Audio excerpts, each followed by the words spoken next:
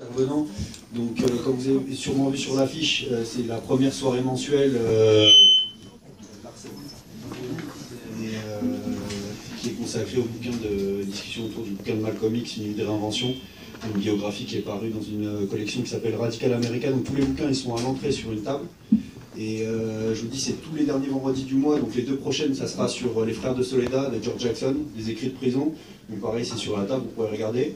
Et la troisième, ça sera sur un bouquin qui n'est pas encore sorti, qui est sur une sélection de textes des Black Panthers. Et voilà, premier cycle thématique. Après, on fera d'autres cycles thématiques sur d'autres bouquins, d'autres sujets, d'autres thématiques. Et pour cette première, donc, on est avec Maboula Soumaoro, qui est enseignante, spécialiste des luttes noires aux États-Unis, et avec Hamza Boukari Yabara, qui a écrit notamment un bouquin qui s'appelle Africa Unite, la découverte, qui est sur l'histoire du panafricanisme. Donc voilà, je vais leur céder la parole, je pense que c'est mieux. Bonsoir. Bonsoir. Bonsoir. Tout timide, bonsoir. Bonsoir. Bienvenue pour cette rencontre autour de Malcolm X et de son autobiographie. Donc aujourd'hui, on va parler particulièrement du dernier ouvrage de Manning Marable, qui est paru en 2012 et qui s'appelle Malcolm X, Une vie de réinvention, que les éditions Sylebs ont eu la bonne idée de traduire. Donc cet ouvrage en fait est un ouvrage qui a été fait donc, par Manning Marable, qui est décédé juste avant la parution d'ailleurs de cet ouvrage. Et cet ouvrage c'était vraiment l'œuvre de sa vie, c'est-à-dire qu'il y a passé plus d'une dizaine d'années. Merci. Plus d'une dizaine d'années en s'appuyant sur les séminaires qu'il avait menés. Il était donc enseignant, historien. Il enseignait à Columbia University, en tout cas la dernière à l'université Columbia. À New York, et où il a fondé un centre de recherche consacré aux études afro-américaines, donc l'Institut de recherche, l'Institut d'études et de recherche afro-américaines à l'université. Donc pendant les années, on va dire, à la fin des années 90 et au début des années 2000, Manning Marable a mis en place tout un système de séminaires qui était consacré à la vie de Malcolm X, mais aussi à l'analyse de son autobiographie, parue en 1965, qui est une autobiographie qui reste aujourd'hui parmi les classiques de la littérature américaine et afro-américaine, et qui est aussi l'un des best-sellers dans le domaine de la littérature aux États-Unis. Donc cette autobiographie de Malcolm X, parue en 1965, après sa mort, coécrite avec celui qui a produit un peu plus tard toute la saga Racine. Donc, j'oublie son nom. Alex Haley, merci. Donc, cette autobiographie qui avait été rédigée avec Alex Haley, vers la fin de la vie de Malcolm X, est parue après sa mort. Donc, ce qu'a fait Manning Marable à partir de la fin des années 90 et au début des années 2000, au sein des séminaires qu'il a menés dans son institut de recherche et d'études afro-américaines, c'était disséquer l'autobiographie de Malcolm X. C'est-à-dire regarder le récit, regarder les éléments mentionnés, regarder la façon dont Malcolm X s'est mis en scène et la façon dont il a choisi lui-même de raconter sa propre vie. Et donc quand on regarde l'autobiographie de Malcolm X, on voit que le récit il est très clairement construit de la lumière, de l'ombre, pardon, vers la lumière. On commence par un récit donc un peu catastrophique de sa vie familiale, la déconstruction et la destruction de sa vie, la séparation la mort de son père déjà, la grande dépression de sa mère, la séparation des frères et des sœurs, et ensuite tout son cheminement plutôt criminel dans les grandes villes du nord-est des États-Unis. Et ensuite son incarcération qui va mener à sa rencontre avec les membres de la Nation d'Islam et toute la philosophie et la religion développée par ce groupe nationaliste noir qui est apparu dans les années 1930 autour de Détroit et de Chicago. Et donc la seconde partie du récit de l'autobiographie de Malcolm X, elle est consacrée à son cheminement vers la lumière, c'est-à-dire son avancée, son investissement dans la Nation d'Islam. C'est lui qui va développer cette organisation qui avait été jusqu'aux années 50 assez confidentielle. C'est lui qui va devenir le porte-parole et qui va donner une visibilité médiatique très importante aux États-Unis. Et ensuite, on continue le cheminement jusqu'à son voyage à la Mecque, ses voyages en Afrique, toutes ces connexions panafricaines dont Hamzat va pouvoir nous parler un peu plus tard, jusqu'à sa mort. Et donc l'épilogue est écrit par Alex Haley, qui parle de sa relation, de l'expérience qu'il a menée, qu'il a vécue par le biais de sa rencontre avec Malcolm X. Donc ce récit, celui de Malcolm X lui-même et qui a été co-écrit avec Alex Haley, il est complètement déconstruit donc en 2012 par Manning Marable. Celui-ci se penche sur tous les épisodes de la vie de Malcolm X, tels qu'ils sont narrés dans l'autobiographie originale, et il commence à inscrire Malcolm X dans un contexte local, national et international plus important, et il commence à poser des questions sur la façon justement dont Malcolm X a semblé vouloir se mettre en scène et vouloir se présenter au public. Donc je pense que les deux biographies, l'autobiographie et la biographie, sont à mes yeux à lire en parallèle et à comprendre en parallèle, c'est-à-dire quelles ont été les zones d'ombre, quels ont été les silences de Malcolm X, quelles ont été les façons particulières de se présenter, de se mettre en scène. Et quand la biographie de Manning Marable est sortie en 2012, elle a fait grand bruit, elle a créé beaucoup de controverses. Pardon. C'était 2011 déjà? C'était en 2011. Pardon. Alors 2011, merci pour la précision, elle a fait grand bruit puisque, donc premièrement, il s'attaquait à l'un des grands mythes, l'une des grandes figures de la lutte afro-américaine, et ensuite il remettait en question les dires même de Malcolm X, c'est-à-dire cette question de l'épiphanie qu'il aurait eue, ou la transformation radicale qu'il aurait vécue à la Mecque en se convertissant à un islam plus orthodoxe, en quittant celui de la nation d'islam, peut-être en ouvrant les yeux sur les enjeux de la question raciale, en disant que non, les blancs ne sont pas des diables, comme le décrit toute la théologie de la nation d'islam, mais qu'on peut faire des efforts et vivre tous ensemble aux États-Unis. Voilà. Ce que Manning Marable raconte dans son livre, c'est qu'en fait cette évolution intellectuelle, elle avait eu lieu chez Malcolm X bien avant son pèlerinage à la Mecque, et que de toute façon il avait toujours été intéressé par des questions plus internationales, plus transnationales, d'où ces nombreux pays, d'où ces nombreux voyages, à travers l'Afrique pour rencontrer tous les leaders, les militants, ceux qui se battaient à l'époque pour soit la décolonisation du continent africain, ou au moins les premières années post-coloniales de ces luttes qui avaient été menées. Donc voilà ce que je peux dire juste en introduction sur une vie de réinvention, comme je peux le répéter, qui est vraiment une analyse critique des mots prononcés, et des mots rédigés par Malcolm X et Alex Haley dans les années 1960. Voilà. Donc en utilisant des archives qui depuis ont été des archives gouvernementales qui ont été déclassifiées depuis, en essayant d'interviewer des témoins de l'époque, en s'appuyant sur les archives fédérales, sur les archives qui étaient possédées par la famille Malcolm X ou par des proches, des amis, des anciens collaborateurs. Ben là, on a une sorte de revisite de l'autobiographie en acceptant le fait que Malcolm X n'a peut-être pas dit toute la vérité. Voilà. Merci Mabouba, donc bonsoir. Moi, pour ma part, je dirais que les deux ouvrages, les deux livres sur Malcolm X posent un certain nombre de problèmes.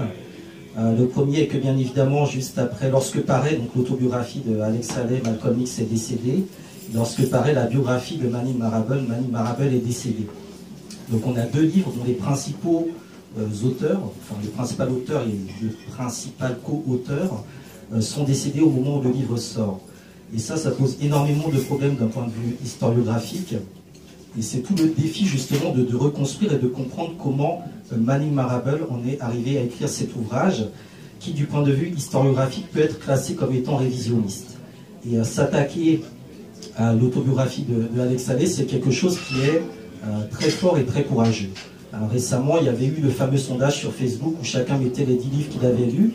Il y a une étude qui a fait la compilation de tous ces livres et on s'est aperçu que l'autobiographie de Malcolm X était parmi les 10 livres les plus lus par la majorité de personnes qui étaient sur les réseaux sociaux.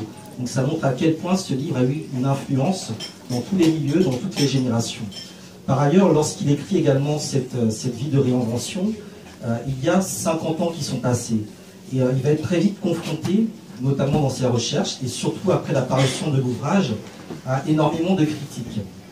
Des critiques qui vont porter sur le choix de certains événements qui vont passer sous une loupe grossissante, sur le fait que certains faits aient été abordés sans apporter suffisamment de sources, également par le fait que eh bien, il y a beaucoup de personnes qui ont rencontré Malcolm X de leur vivant et qui n'ont pas du tout la même approche que celle de Manning Marable qui lui ne l'a pas rencontré. Donc il y a tout ce défi qui est extrêmement complexe dans l'écriture historiographique d'une biographie ou d'une autobiographie qui fait que ces deux ouvrages, effectivement, comme disait Maboula Soumaoro, il faut les lire ensemble, il faut les lire en parallèle, peut-être effectivement commencer par Alex Haley, parce que c'est le premier ouvrage écrit, et on sait que Alex Haley a gommé énormément de choses, il a aussi réinventé Malcolm X à sa manière. Ça aussi c'est très important parce que Alex Haley et Malcolm X, sociologiquement parlant, ce sont deux personnages qui sont très éloignés. Sociologiquement parlant, c'est vraiment le jour et la nuit. C'est presque comme si Finkielkraut écrivait une biographie de Taubira, pour vous montrer à quel point il y a un écart entre pas mal d'exemples. Et donc du coup, cette autobiographie a donné à Malcolm X une image assez particulière. On l'a mis sur un piédestal.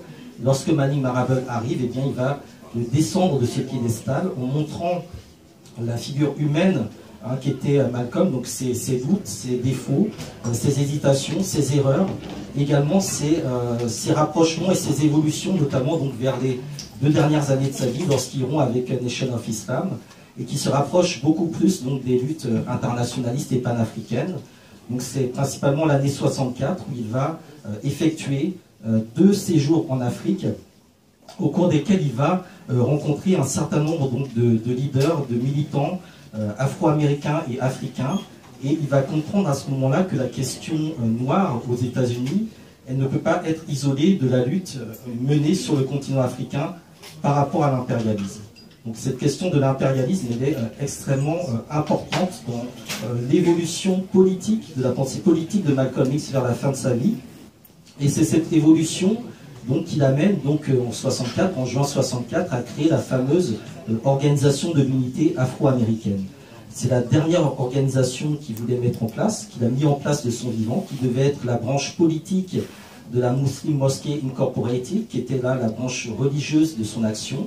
Donc fusionner ensuite progressivement le politique et le religieux pour ensuite avoir davantage de force de frappe, être en mesure à la fois de se rapprocher du monde arabe qui, au tournant des années, fin des années 50, début des années 60, connaissait énormément de bouleversements autour de figures comme Nasser, et en même temps se rapprocher des pays africains qui, pour certains, accédaient à l'indépendance, et pour d'autres, entraient dans des guerres de libération.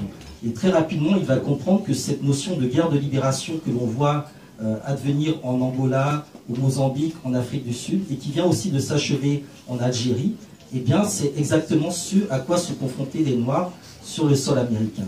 Donc ça va être vraiment une réorientation, une réinvention totale de son personnage à la fin de sa vie. Et c'est, je pense, cette réorientation qui faisait extrêmement peur au niveau de l'establishment blanc américain et également de Nation of Islam. Pourquoi? Parce qu'avec Muslim Mosque Incorporated, il était en train de s'attirer les faveurs de la plupart des pays arabes qui allaient du coup utiliser Malcolm X comme pont vers les États-Unis et pour toucher la communauté afro-américaine. Donc d'une part, donc, il y avait l'idée de mettre en place un islam progressiste, révolutionnaire, entre guillemets socialiste, un peu sur le modèle de ce qu'essayait de faire à l'époque l'Algérie et l'Égypte.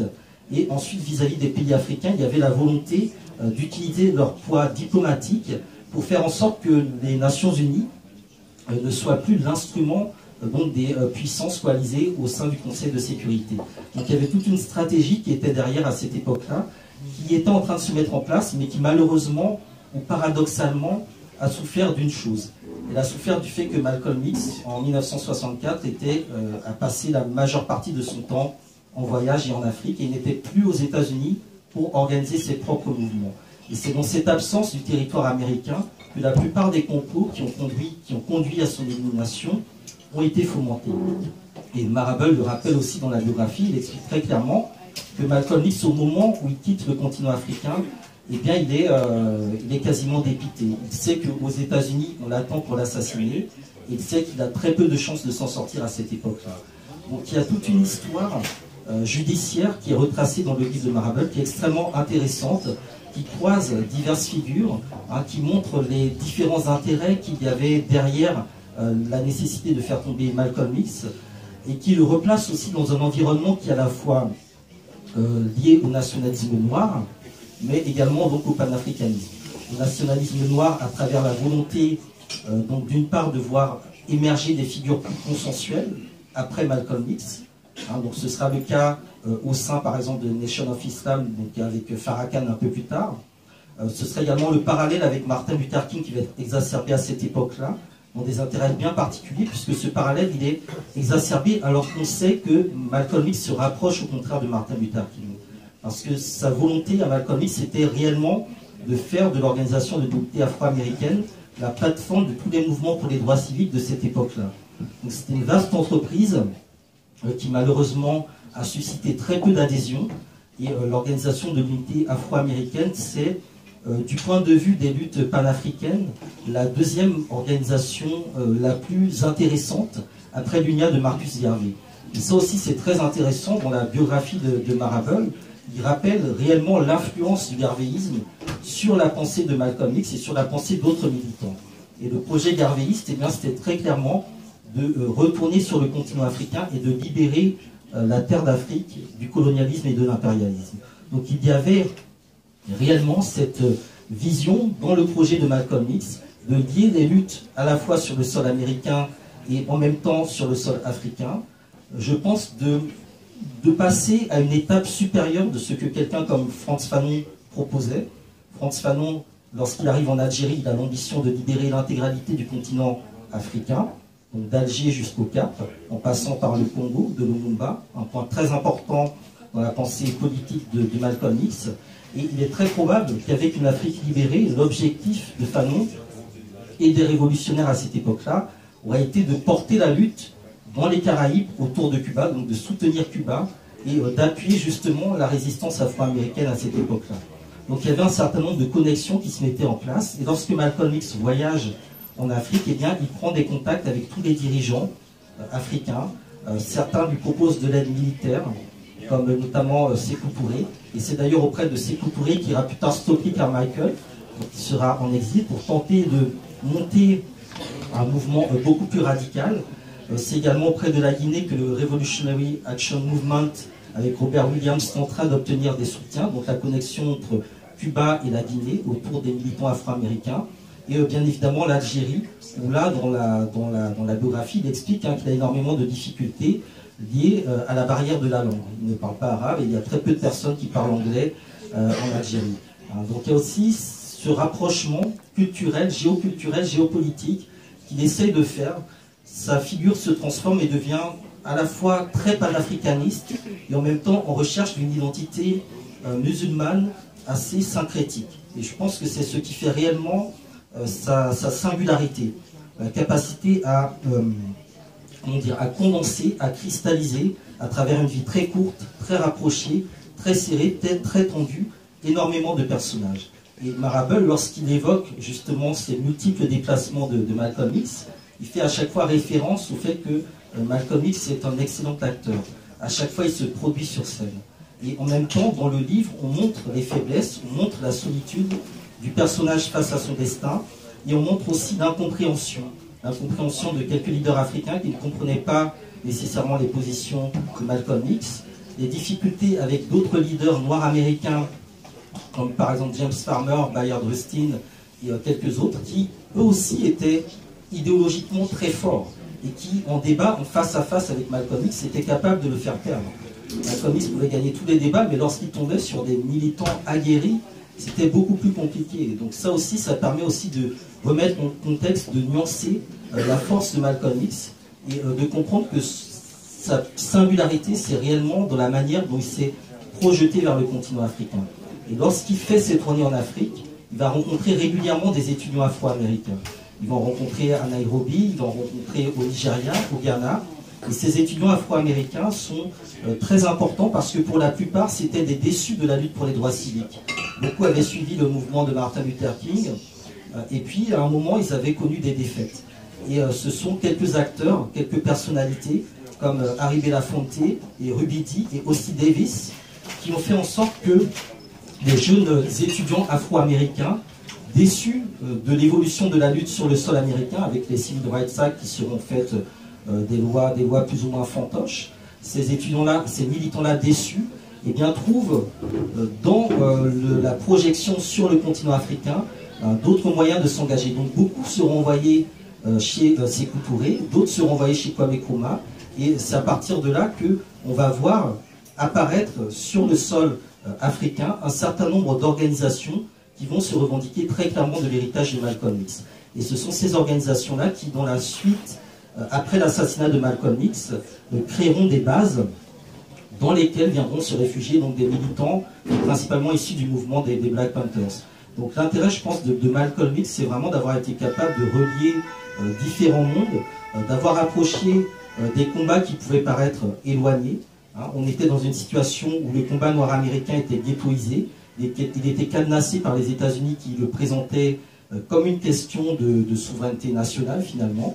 Donc les États africains n'avaient pas à se mêler de ce qui se passait aux États-Unis. Et là, il y a des parallèles avec l'actualité. Aujourd'hui, on voit les Noirs qui se font tuer comme des chiens. Il n'y a aucun dirigeant africain, aucun État africain qui n'est capable de prendre des mesures ou de boycotter les États-Unis. Et à l'époque, au contraire, il y avait des réactions. Hein. Lorsqu'il y a la fameuse marche sur Washington, il y a également dans toutes les ambassades américaines en Afrique des militants afro-américains qui manifestent devant les ambassades américaines. Donc il y a une répercussion de ces luttes-là. Aujourd'hui, cette répercussion a totalement disparu parce que justement le type d'initiative qu'avait mise en place, ou qu'avait impulsé Malcolm X, n'a pas été repris par la suite. Donc c'est sans doute un défi, à mon sens, qui se pose aujourd'hui, c'est de repenser la connexion de ces luttes, de comprendre que ce qui se passe aussi en Palestine est très lié à ce qui se passe sur le continent africain, est très lié à la situation nord-américaine, mais que la nécessité la résolution de ces luttes passe nécessairement par l'étape africaine. Et ça, je crois que c'était le constat de Malcolm X lorsqu'il arrive vraiment à la fin de sa vie. Il est assassiné donc, le 21 février 1965 lors d'un meeting, qui est un meeting de l'Organisation de l'Unité afro-américaine, qui était à cette époque-là une organisation qui avait effectivement beaucoup de mal à décoller, qui était aussi principalement tenue par des intellectuels. Il y avait pas mal de femmes qui étaient dans cette organisation, pas mal de personnes assez indépendantes. Et l'Organisation de l'Unité afro-américaine représentait une sociologie assez différente de Nation of Islam. C'était souvent des personnes qui avaient voyagé. Il y avait des personnes qui étaient revenues d'Afrique, par exemple Maya Angelou, elle revient du Ghana aux États-Unis quelques jours avant l'assassinat de Malcolm X, avec l'idée justement de contribuer à cette organisation de l'unité afro-américaine. Malheureusement, l'assassinat de Malcolm X va mettre un terme réel à une entreprise qui, à mon sens, était extrêmement pertinente et qui, je crois, mériterait beaucoup d'être réévaluée historiquement aujourd'hui. Donc c'est un peu sur ça que se termine la dernière étape de la vie militante de Malcolm X. Et après, il y aura bien évidemment une vie post-Malcolm X qui sera aussi très passionnante. Il y aura beaucoup de débats autour de la figure de Malcolm X qui sera à ce moment-là vilipendé. Il sera également dénigré dans pas mal de pays africains qui étaient sous la coupe de l'impérialisme. Il faut bien savoir que lorsqu'il faisait des tournées en Afrique, il y avait constamment un représentant du département d'État américain qui faisait en sorte, ou qui essayait d'arriver avant Malcolm X dans les villes où il devait arriver pour justement faire en sorte qu'il ne soit pas reçu à tel ou tel endroit. Mais à chaque fois, ce sera des échecs. Et à chaque fois, il est suivi par les services américains. Et les télégrammes qui sont envoyés à la presse américaine à cette époque-là sont extrêmement critiques par rapport à son travail en Afrique. Donc il y a aussi tout le rôle de la presse qui essaye de couper toutes les connexions entre la lutte qu'il menait au niveau des Noirs américains et la lutte qu'il essayait de rejoindre au niveau des pays africains. Une lutte qui est passée effectivement par des compromis ou par des alliances stratégiques.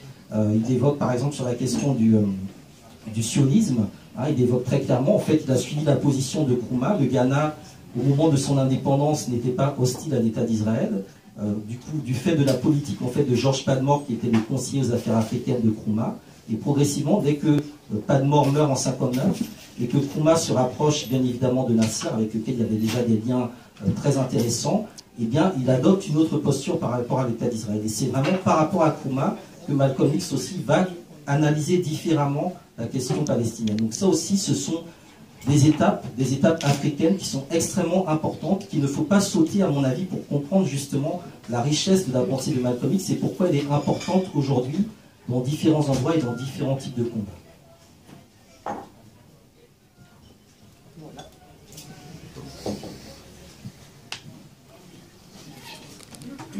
S'il y a des questions.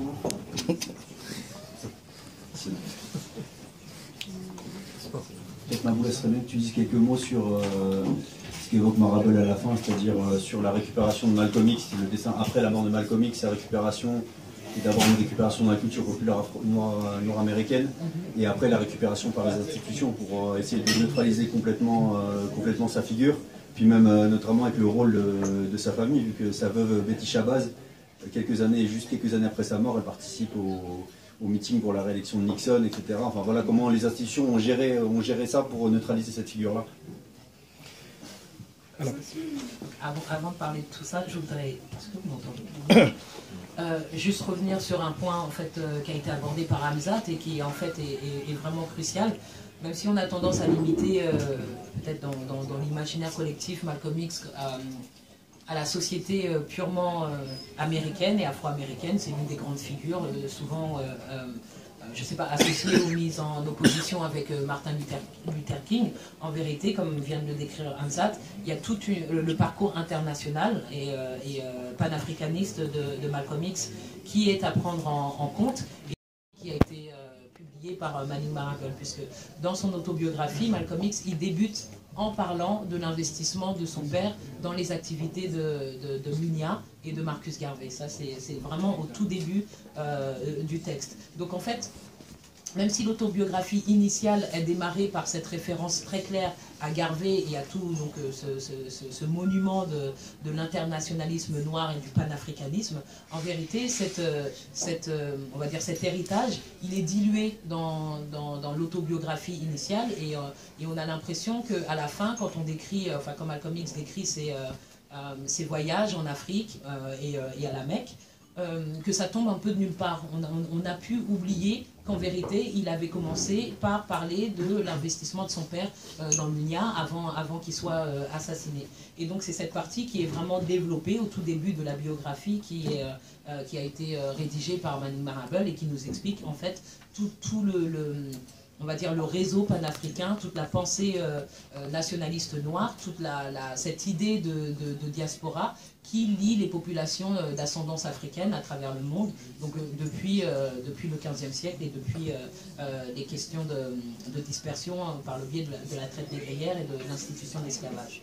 Donc pour parler ensuite de l'instrumentalisation et la mémoire de Malcolm X après sa mort, évidemment quand les gens meurent, on peut faire tout ce qu'on veut d'eux, puisqu'ils se transforment tout d'un coup en souvenirs, ils peuvent se transformer en simple discours, vraiment réduit et complètement déconnecté de la personne initiale qui n'est plus là pour s'exprimer pour elle-même. Donc évidemment Betty Shabazz, qui elle-même était membre de la Nation d'Islam, qui est une femme aussi qui a eu un certain niveau d'éducation, certains diront, se compromettre dans les années 70 et soutenir la campagne de Nixon ou faire la paix avec la Nation d'Islam menée alors par Louis Farrakhan, alors que la Nation d'Islam, on ne sait pas, enfin, le livre de Marable c'est quand même une enquête assez passionnante, mais en vérité on ne sait pas vraiment qui a tué Malcolm X. Ce qu'on peut savoir, c'est qui avait intérêt à voir Malcolm X mourir. On sait que des membres de la Nation d'Islam ont été arrêtés pour ce meurtre. On sait que d'autres membres de la Nation d'Islam qui ont été investis dans ce meurtre n'ont pas été arrêtés. On sait aussi que le programme de surveillance mené par le gouvernement américain a été aussi très actif dans l'infiltration des groupes ou des cercles de personnes qui enterraient Malcolm X. Donc en vérité, la question n'est pas tellement de savoir qui l'a tué exactement, mais en tout cas, on a vu qu'à un moment se sont cristallisés différents groupes, différents intérêts qui pouvaient soutenir en tout cas la mort de Malcolm X et la mort de son discours. Donc ensuite, évidemment, il y a le même jeu de récupération, de récupération par l'État de ce souvenir, de cette mémoire de Malcolm X, qui peut apparaître encore par son radicalisme, par la profondeur de son analyse, par le danger qu'il représentait justement dans sa dimension. Qui a été créé par la Poste américaine en 1999. Et dans l'une des rééditions de l'autobiographie de Malcolm X, préfacée par l'une de ses filles, je crois que c'est Atala, la préface dit clairement que la création de ce timbre de 33 cents en l'honneur de Malcolm X est une victoire, est une reconnaissance par l'institution, par l'establishment américain une reconnaissance de la puissance et de l'importance de la pensée de Malcolm X, alors qu'on sait que toutes les archives gouvernementales nous montrent bien le contraire. On a aussi l'importance du film de Spike Lee en 1992, avec son film X, enfin qui s'appelait X à l'époque. On a encore une fois une façon de narrer. Donc c'est vrai qu'on pourrait la mettre en parallèle avec une vie de réinvention de Manning Marable, c'est-à-dire que la mise à l'écran, la lecture particulière de l'autobiographie de Malcolm X par Spike Lee a aussi grandement contribué à la popularisation et la circulation, le ressouvenir de la figure de Malcolm X qui, c'est vrai, à partir de lui aujourd'hui, il faut savoir, comme ça a été rappelé à l'instant, qu'au moment où il est mort, il était isolé. Au moment où il est mort, c'était pas la figure la plus populaire, celle qui avait le plus de succès dans ce mouvement pour les droits civiques, qui de toute façon n'était pas le mouvement le plus investi par la nation d'islam, mais ça on pourra en parler tout à l'heure parce que c'est une autre histoire. Donc on a vu qu'à partir des années 70, dans le déclin de la mouvance, dans le déclin du mouvement pour les droits civiques, une mouvance qui s'explique très clairement par le programme de surveillance américain, justement qui s'appelle le COINTELPRO, le Counter Intelligence Program, qui a massivement infiltré toutes les organisations jugées radicales.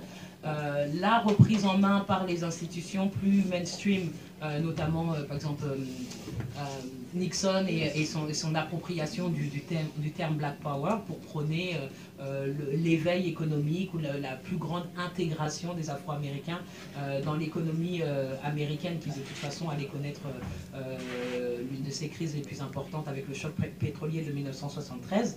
Dans les années 80, on a aussi une évolution à l'intérieur de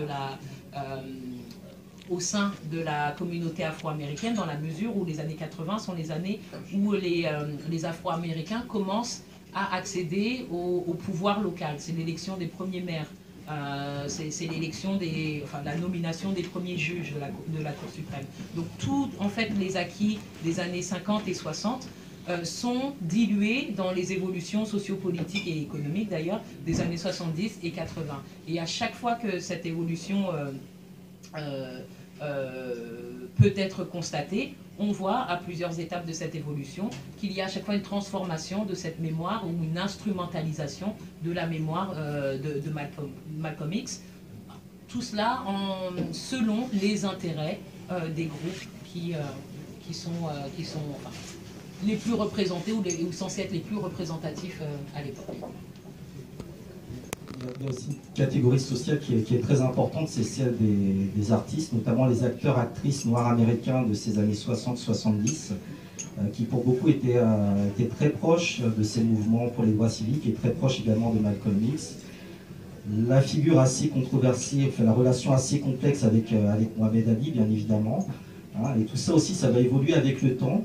Et l'une des conséquences, je pense, sera aussi dans la culture hip-hop. Ce sera très visible dans la culture hip-hop, la manière dont Malcolm X va réapparaître dans cet univers-là. Et toujours avec ce côté académique et militant. Ce sera tout le temps du hip-hop conscient. Et quelqu'un comme Manning Marable, il faisait partie le Hip-Hop Action Summit Network, qui était en fait un vaste réseau qui avait été créé au milieu des années 90, au moment où il y avait la guerre du rap East Coast, West Coast, où on tuait Tupac et Biggie. Farrakhan avait justement réuni au sein de Nation of Islam, il avait convoqué au siège de Nation of Islam tous les grands rappeurs américains pour enterrer la hache de guerre. Et à ce moment-là, on avait créé justement une instance qui devait, entre guillemets, réguler les conflits au sein du hip-hop noir américain, qui était l'une des cibles de la CIA et du FBI. Donc Manning Marable fera partie justement de ce réseau. Moi, j'ai eu l'occasion, pour les 1 an de son décès, d'intervenir à la conférence qui avait été organisée à l'Université Columbia. C'était sur 3 jours. C'était fin avril 2012.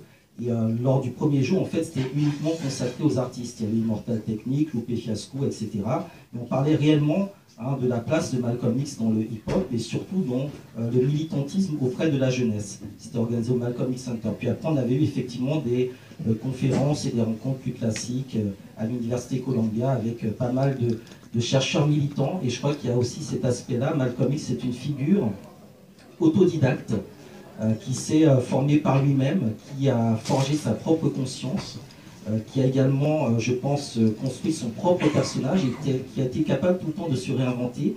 Et en cela, je crois que ça reste une inspiration réelle pour beaucoup de personnes.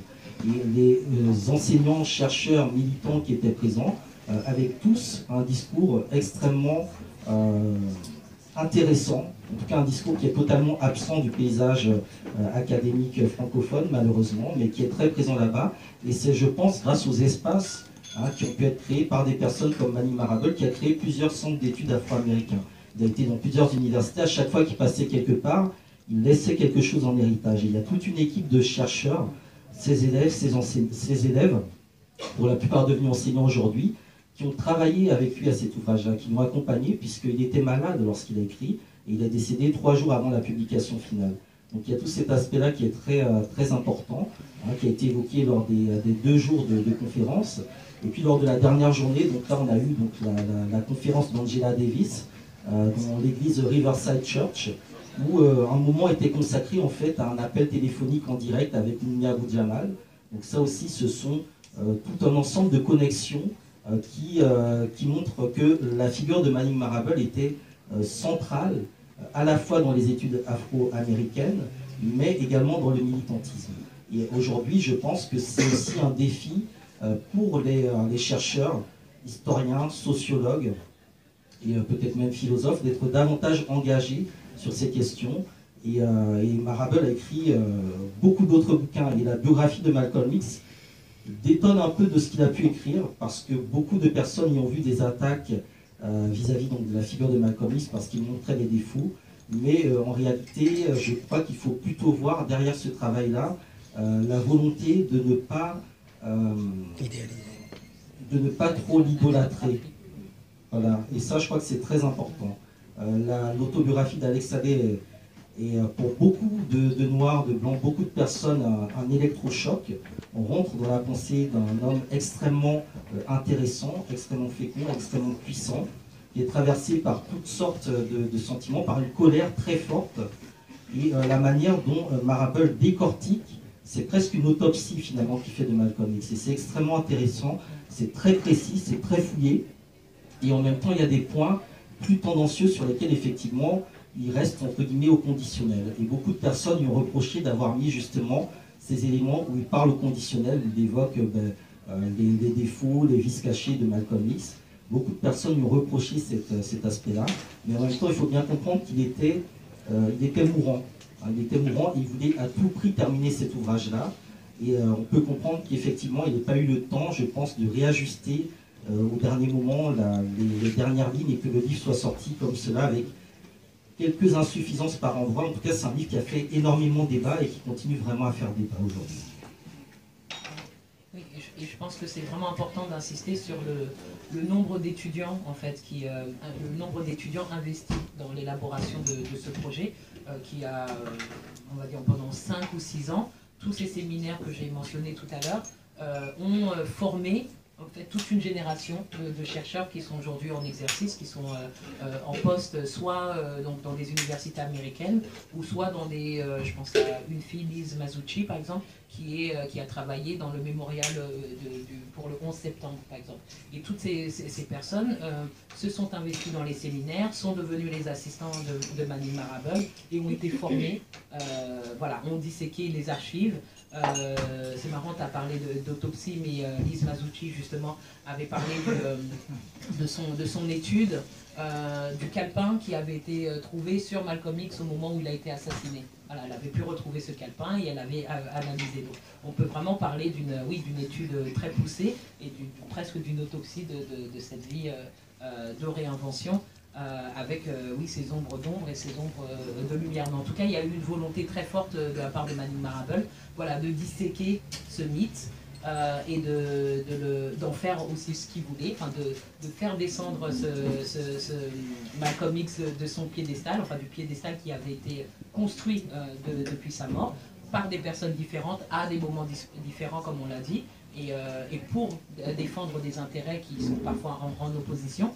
Mais en tout cas, voilà, prendre Malcolm X comme une figure, une icône de cette communauté afro-américaine et d'essayer d'appliquer une sorte de loupe académique, de loupe scientifique pour pouvoir en faire ressortir en tout cas le plus de choses possible. Mais c'est vrai, oser questionner la parole qui avait été donnée, qui était censée être la parole ultime de Malcolm X, même si on sait que de toute façon, Alex Haley a joué un rôle non négligeable sur la rédaction finale de ce livre.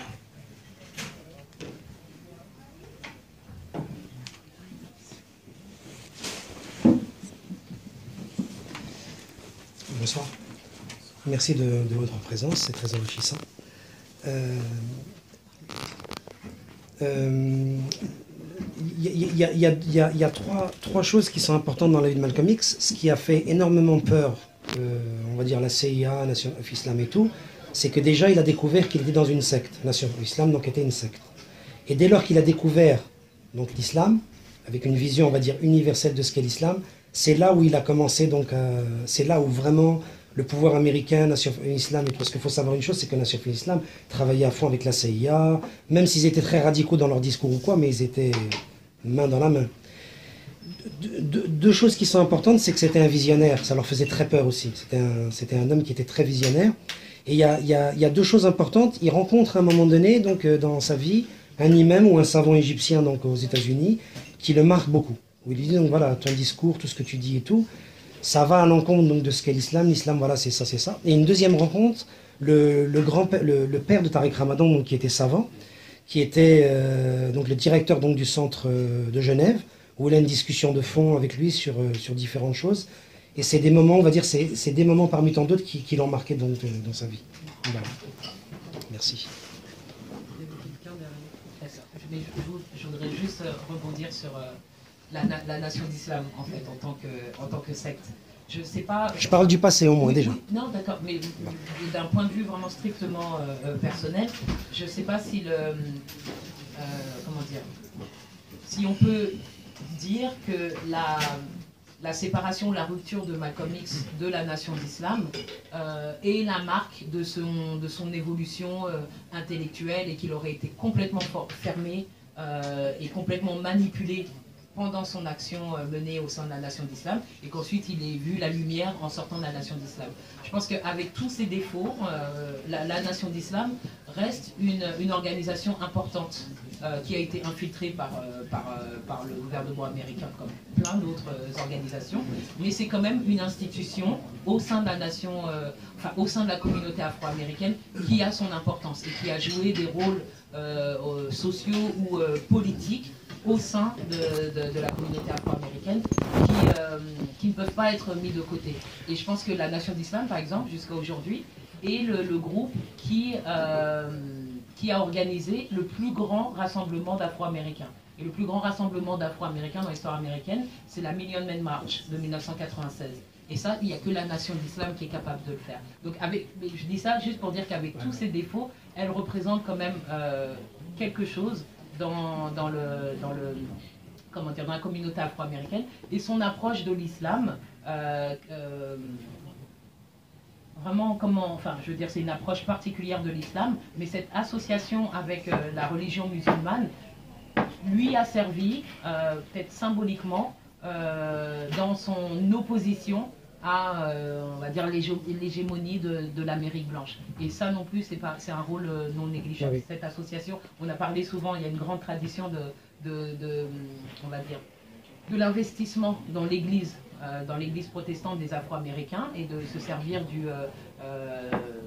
du discours biblique pour se libérer. Et quand la nation d'islam arrive, elle dit non mais on veut même pas du christianisme, on ne pourra jamais avoir le même Dieu que le Dieu de nos anciens maîtres. Et donc on va trouver une identité qui va nous opposer encore plus radicalement et qui va nous on va dire marginaliser de manière encore plus forte de cette Amérique blanche. Et on va faire cette association avec l'islam, quel qu'il soit. On peut dire il est déformé, il est complètement fou. Pas de problème, je ne remets pas en cause, excuse-moi t'interrompre, je remets pas en cause, je parle d'un contexte précis, à l'époque d'Elijah Mohammed, qui lui-même a dit, donc voilà, je suis prophète, voilà. C'est dans ce contexte-là, hein. Donc voilà, c'est dans ce contexte-là.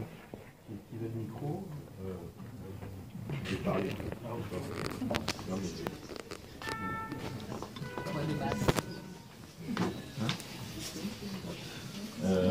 Oui, en fait, moi je voulais juste revenir sur le travail d'Alex Haley sur l'autobiographie de Malcolm X. Parce que Hamza a dit que voilà, c'était comme Steve Pinker. Oui, pour grossir, mais parce que moi, bon, j'ai vu comme beaucoup de gens la série Racine, et on voyait effectivement, il montrait qu'il avait qu'ils n'étaient pas sur la même ligne et qu'ils étaient assez opposés. Et moi, j'aimerais bien savoir justement quelle influence ça a eu sur cette autobiographie. Est-ce qu'on sait qu'est-ce qu'il a pu gommer ou modifier dans cette autobiographie? Le personnage en fait de Alex Haley, c'est bon, il a un passé, il a été marin, il a fait la Seconde Guerre mondiale. Il s'est reconverti en auteur, journaliste d'abord, journaliste à succès. Et il a très rapidement gagné la confiance de Malcolm X. Le travail pour écrire l'autobiographie, c'était des heures et des heures d'entretien en privé, pendant des nuits. C'était vraiment un travail haletant lorsqu'il en parle. Ce qu'il faut bien comprendre, c'est qu'au départ, le projet a pris une ampleur qu'il n'avait pas prévu de prendre au départ. À chaque fois, on voit qu'il repousse les dates de parution, les dates de dépôt du manuscrit, parce qu'à chaque fois, il se rend compte que Malcolm X est tout simplement intarissable. Il y a énormément de choses à dire. C'est une parole qui est extrêmement puissante, qui se déverse, c'est un flot qui doit à tout prix canaliser. Et on sait qu'il a réorienté certains aspects de la vie de Malcolm X, donc on sait qu'il a effectivement surjoué la partie entre guillemets criminelle, gangster, tough guy, etc. Et que la place en fait du cheminement politique de Malcolm X n'a pas forcément été recontextualisée dans cette époque-là. Alex Haley, c'était un républicain, c'était un libéral. Pour vous donner une opposition, Manning Marable, lui, c'est plutôt un socialiste démocrate, donc c'est l'autre versant du point de vue idéologique, et ça se ressent effectivement dans l'écriture. Maintenant, vers la fin de l'année 64, c'est à ce moment-là qu'effectivement Alex Haley commence à écrire le fameux livre qui sera un peu plus tard Racine. Et on sait qu'il y a effectivement une influence dans la manière dont il se rapproche de Malcolm X, qui va, entre guillemets, déteindre sur Alex Haley dans la manière dont il va justement écrire Racine. Donc d'une certaine manière, on pourrait plutôt voir de la part de Alex Haley qui croyait déteindre sur Malcolm X, le contraire. C'est Malcolm X qui déteint sur Alex Haley. À tel point que lorsque Betty Shabazz sera veuve, eh bien, Alex Haley fera en sorte de reverser la plupart des royalties de Racine à Betty Shabazz et à ses enfants pour qu'ils soient élevés. Donc c'est assez intéressant aussi de voir la relation qu'il y a pu avoir entre Alex Haley et Malcolm X. Néanmoins, sociologiquement parlant, ce sont réellement deux personnages très très très différents. La comparaison que je faisais tout à l'heure, elle est un peu grossissante, mais c'est juste pour montrer à quel point il y avait une différence de point de vue sur la question politique, sur la question de l'intégration. Alex Haley, c'était un intégrationniste. Malcolm X, c'était un nationaliste noir. Et rien que ça, c'est assez impressionnant de voir que, en dépit de ce gap idéologique, ils ont été capables de s'entendre sur un projet aussi essentiel, aussi crucial et aussi important aujourd'hui, je pense, dans l'éducation de tout enfant, notamment tout enfant noir aux États-Unis. Donc il y a ce travail-là qui est resté en héritage. Le livre s'est extrêmement bien vendu. Il faut dire qu'il a été sorti juste après la mort de Malcolm X, donc forcément il y avait aussi ce côté un peu rapace, il y avait de l'argent derrière. C'est un livre qui a beaucoup circulé, qui a beaucoup fait parler de lui, qui a été ensuite... il y a eu beaucoup d'autres ouvrages sur Malcolm X entre 1965 et 2011, il y en a eu beaucoup d'autres. Sauf que celui de Manning Marable était sans doute le plus poignant. Au départ, on dit qu'il est coécrit, mais en fait, c'est une conversation. C'est vraiment l'idée qu'on est en train de... On est dans la pensée de Malcolm X. Et je crois que c'est ce travail-là d'introspection qui est assez intéressant. Mais dans ce travail d'introspection, la vision idéologique de Haley fait qu'il y a un problème de conscience, il y a des cas de conscience. Et lorsque Marable découvre l'autobiographie de Alex Haley, qui fait partie, comme l'a dit Magda, des classiques de la littérature américaine, on le trouve très facilement, cet ouvrage-là, eh bien il se rend compte qu'il y a quelque chose qui cloche. Et il le découvre très tôt, il le lit, il a 19 ans, Manning Marable, il le lit à la fin des années 60. Et pendant tout son parcours, eh bien, il sera hanté par la figure de Malcolm X. Et du coup, c'est assez intéressant de voir la manière dont cet ouvrage-là répond à celui d'Alex Haley. Alex Haley qui lui est décédé en 92, et donc je crois juste avant la sortie du film de Spike Lee sur Malcolm X. Donc après, il y a effectivement toujours cette difficulté du fait que les auteurs ne sont plus là pour répondre finalement de leur projet. Et du coup, on se perd un peu en extrapolation, on se perd en débat.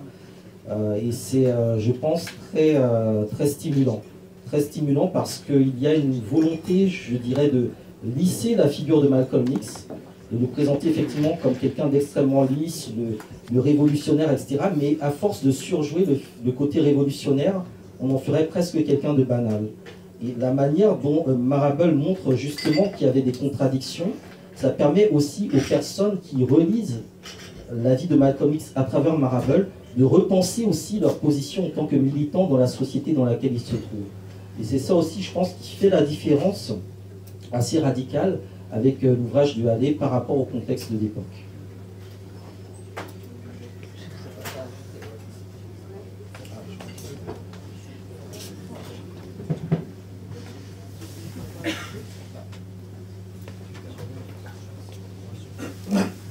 Merci.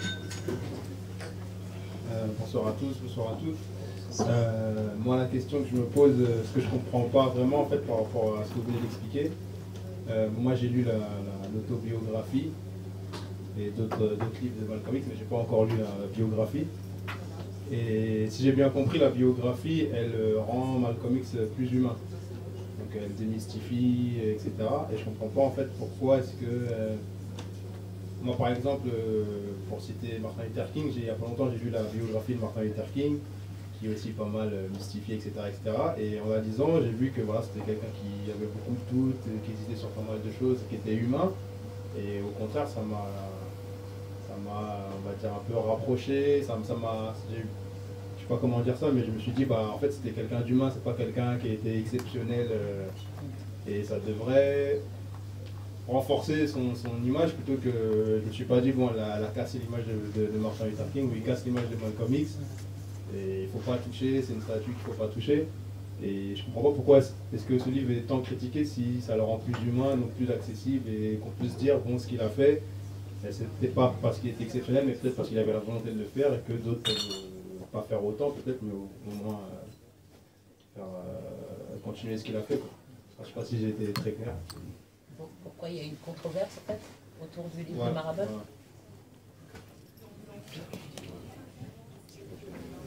Je ne pourrais pas dire exactement pourquoi il y a une controverse, parce que, comme on l'a dit tout à l'heure, les discours qui sont produits, les discours qui circulent, peuvent toujours être instrumentalisés et servir les intérêts d'un groupe particulier. Donc l'une des critiques, par exemple, un mot que je peux dire sur l'une des critiques qui a été faite, ça a été la critique même, on va dire une sorte de critique de classe, la critique de la figure de Manning Marable, qui écrivait, on va dire en gros, depuis l'université de Columbia. L'université de Columbia, c'est l'une des plus prestigieuses aux États-Unis. Elle fait partie de ce qu'on appelle la Ivy League, c'est-à-dire le réseau des universités les plus difficiles à intégrer, les plus chères, et souvent en fait ce sont les plus anciennes. Donc quand Manning Marable fait paraître cette biographie de Malcolm X, certains autres universitaires ou certains chercheurs vont dire que de toute façon, il écrit depuis Columbia. C'est un prof noir, mais c'est un prof noir privilégié. Il fait partie du haut de la hiérarchie. Il écrit depuis Columbia, il a accès aux archives. Columbia University a pu acquérir des archives auprès de la famille de Malcolm X. Je me souviens très bien au début des années 2000, quand en tout cas Manning Marable et l'Université de Columbia ont pu trouver un accord avec les filles de Malcolm X pour pouvoir avoir accès à certaines archives familiales. Donc certaines personnes peuvent dire de toute façon, il avait la puissance, il avait l'argent, il avait les moyens, il avait l'équipe, il avait les étudiants les plus intelligents. Donc voilà, de toute façon, son positionnement social, même au sein de l'académie, enfin de l'université américaine et puis dans l'université afro-américaine, le place en position de toute façon de vainqueur. Voilà, c'est un peu le rouleau compresseur. Il avait tous les moyens, il pouvait tout faire. Ça a été un des éléments, en tout cas, que j'ai pu constater de la controverse. Voilà, qui écrit, au nom de qui, quels sont les intérêts qu'il va défendre. Et n'oublions pas qu'il écrit depuis la Ivy League, il écrit depuis Columbia. Du coup, ça veut dire que quoi qu'il aurait écrit, c'était pas valable déjà, de base. C'est que ça pouvait être biaisé, ou ça pouvait dire... on va dire que si on...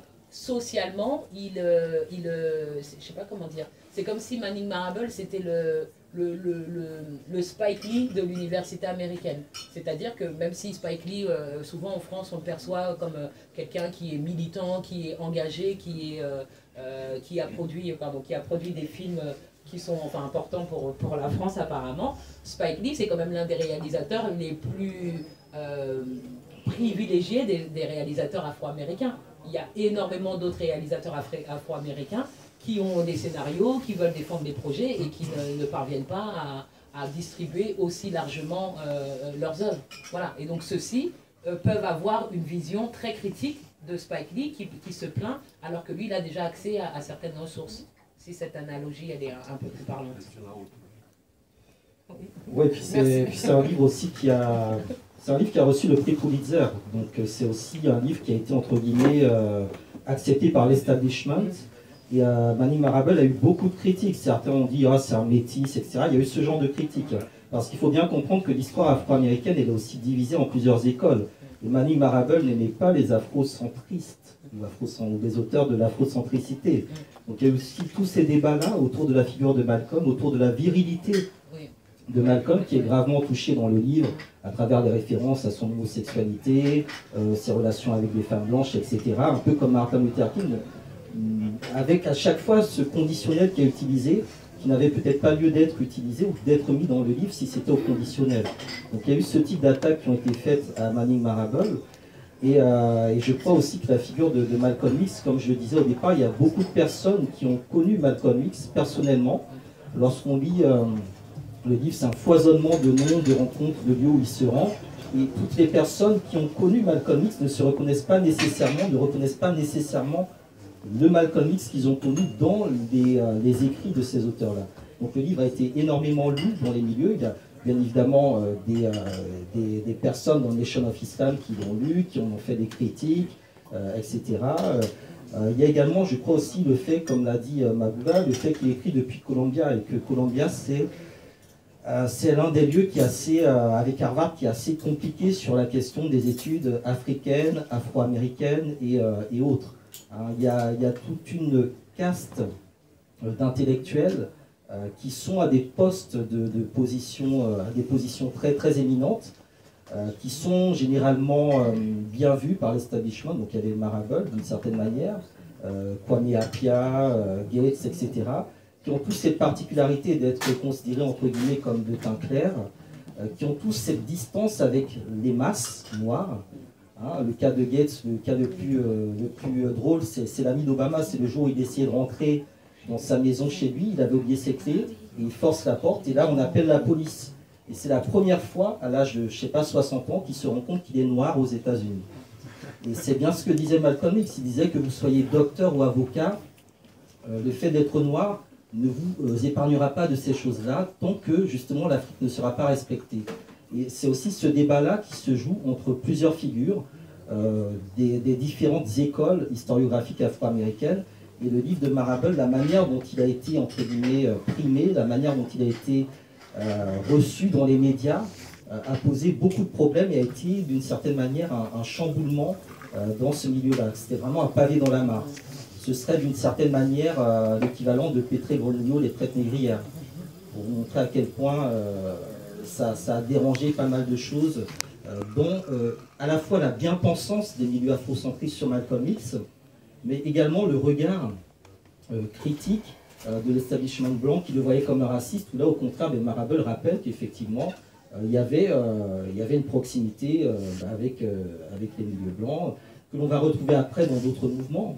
Il y aura d'autres mouvements blancs qui vont se revendiquer de Malcolm X, qui seront aussi en parallèle avec les Black Panthers.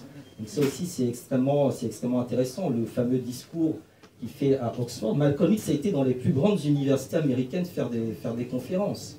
Ça aussi, c'est très particulier. C'est très particulier, cette question noire, cette question de l'historiographie noire américaine. C'est réellement celle qui permet de diviser le monde académique entre des branches qui sont réactionnaires, conservatrices, et celles qui sont progressistes.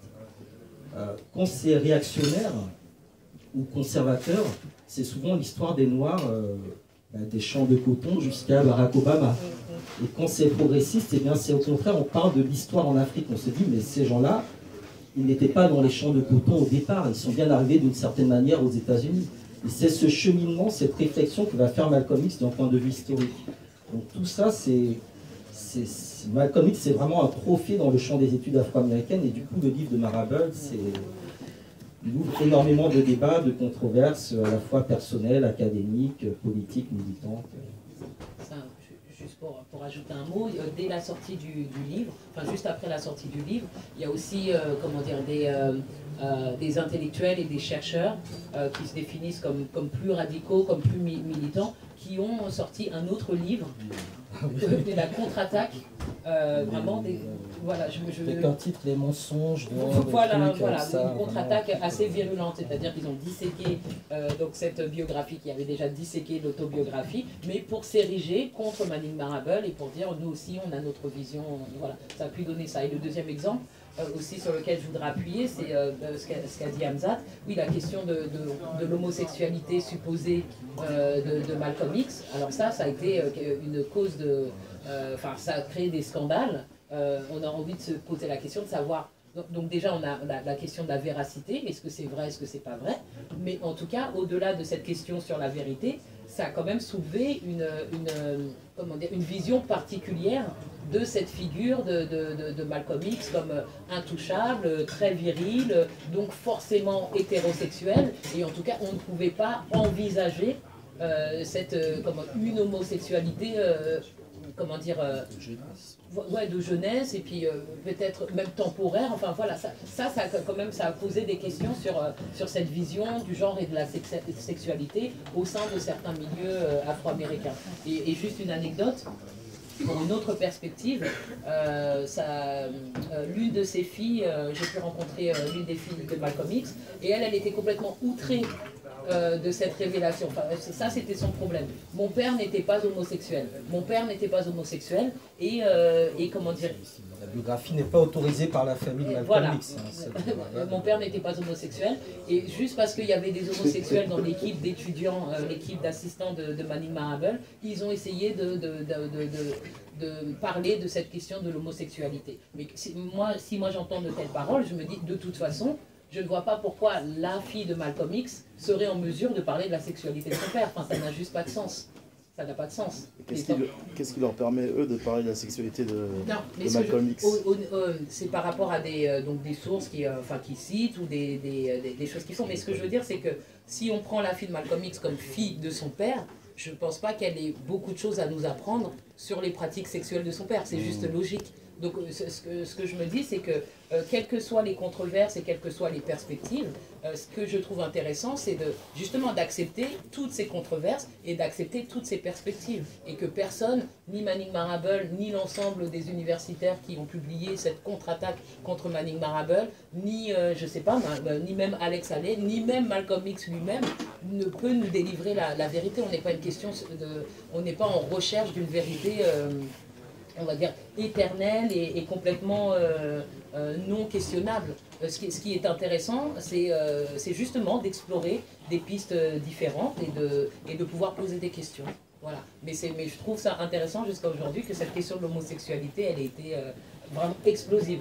Comme si ça changeait quelque chose aux trajectoires de Malcolm X. Ah, mais bon, quand on sait la position de l'homosexualité dans la communauté afro... je peux vous donner le micro, ça ira.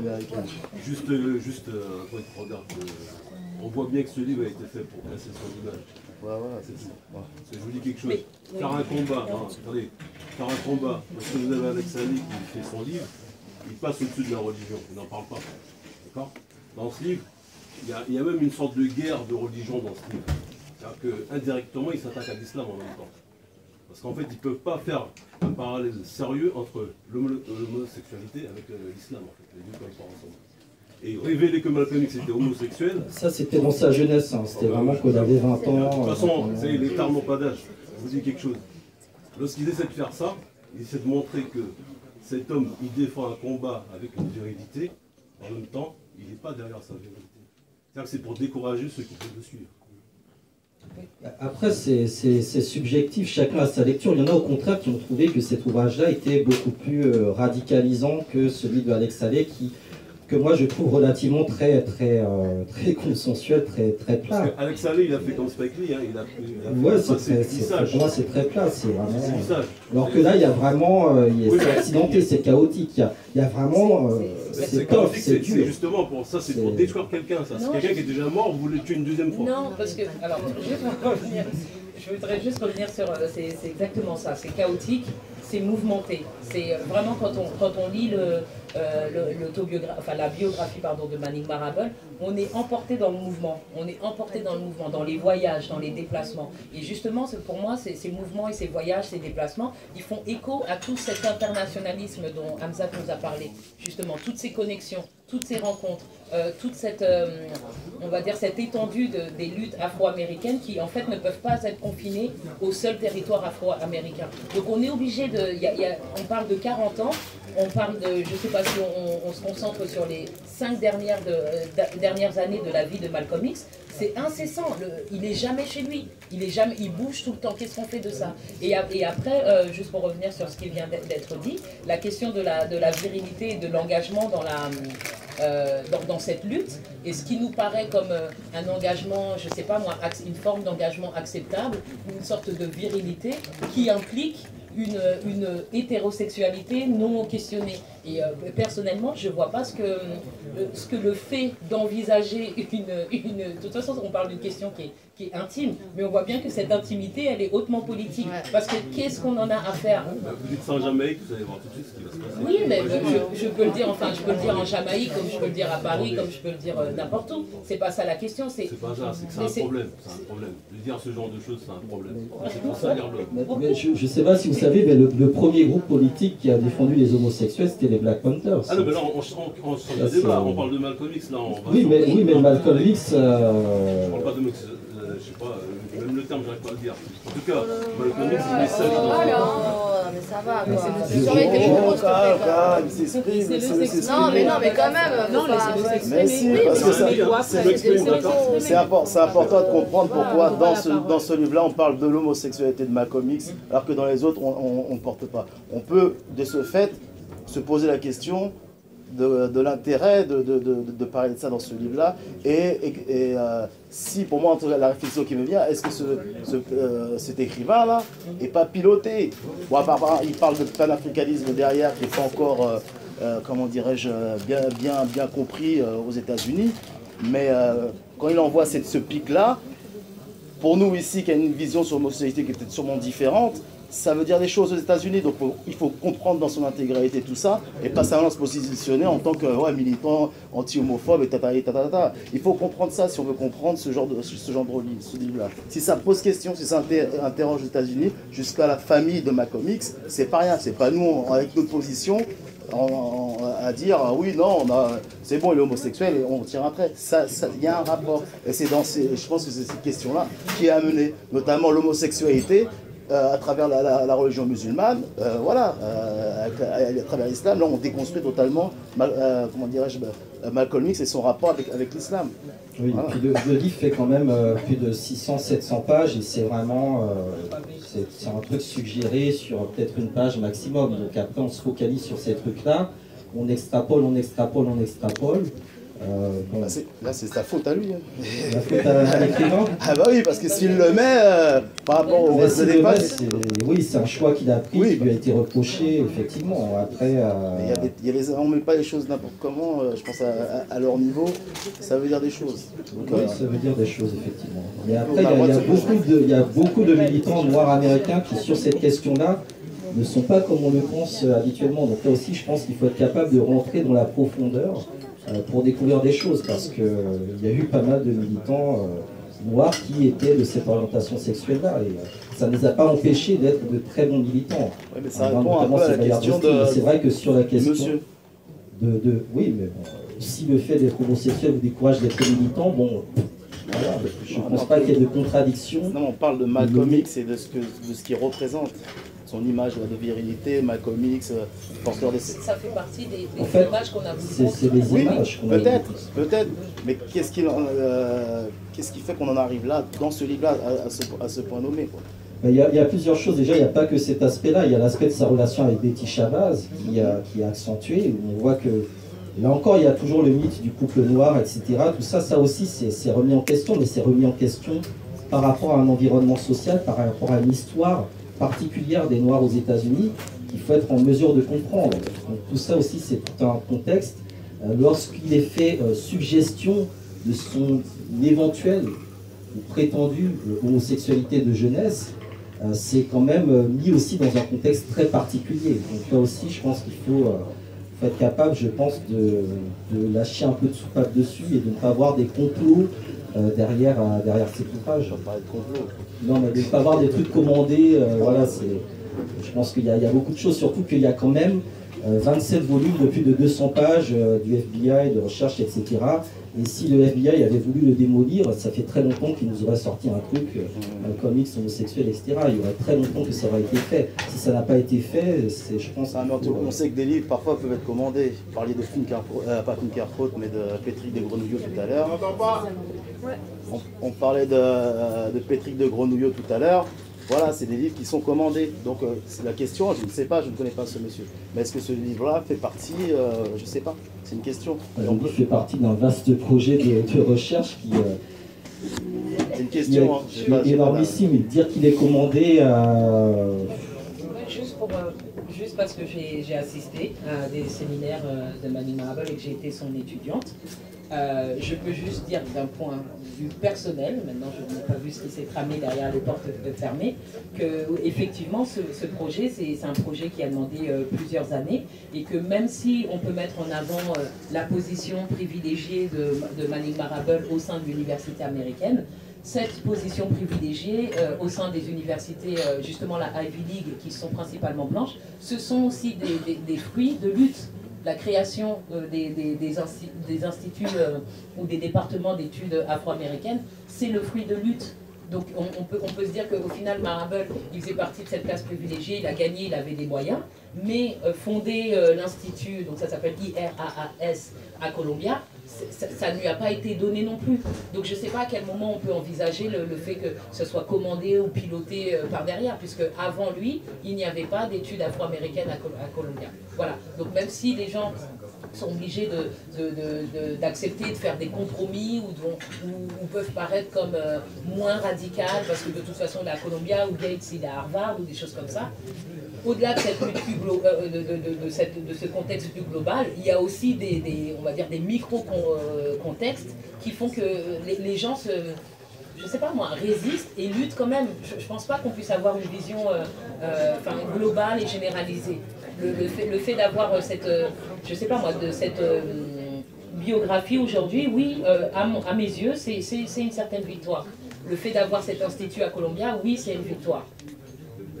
C'est tout. Avant, ça n'existait pas. Et tous les départements d'études afro-américaines dans les universités qui, à l'origine, étaient blanches aux États-Unis sont le fruit de manifestations et de mobilisations étudiantes. Les Afro-Américains, toujours dans le contexte du mouvement pour les droits civiques, et on a tendance à l'oublier, ont occupé les universités, ont mis la pression sur les instances dirigeantes pour demander, pour réclamer l'établissement de départements consacrés à ces études afro-américaines. Ça a été l'objet de... Est-ce qu'on peut se dire, oui, mais ceux qui ont gagné, qui ont obtenu gain de cause, est-ce qu'on n'a pas fait exprès de recruter des profs qui étaient moins engagés au moins? Voilà, on peut se poser toutes ces questions, mais on n'aura pas de réponse, en fait. On n'en aura jamais. Question ouais. Et juste un mot avant que, je sais pas s'il y a deux questions derrière après, mais juste en fait il ne faut pas gonfler le truc parce que le truc il fait 762 pages et la controverse en fait c'était notamment sur un truc qui est dans une note de bas de page.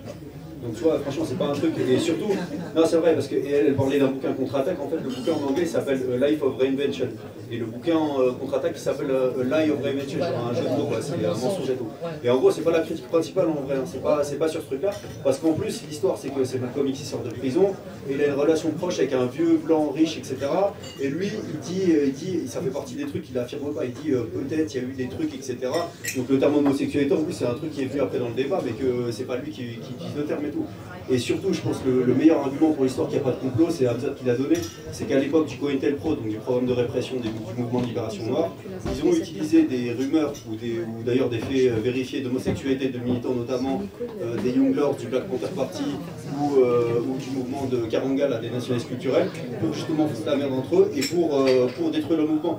Donc si à l'époque le FBI qui avait une équipe entière qui était autour d'un National Fitla, mais sur Malcolm X, ça n'a pas utilisé ce truc-là à l'époque, c'est qu'il n'y avait pas matière à le faire en fait. Et du coup, en fait, c'est pas une note. Et du coup, c'est pas une note de bas de page qui va décrédibiliser quelqu'un en fait. Et surtout en plus, c'est ça, les gens qui critiquent ce bouquin, c'est pas la critique principale.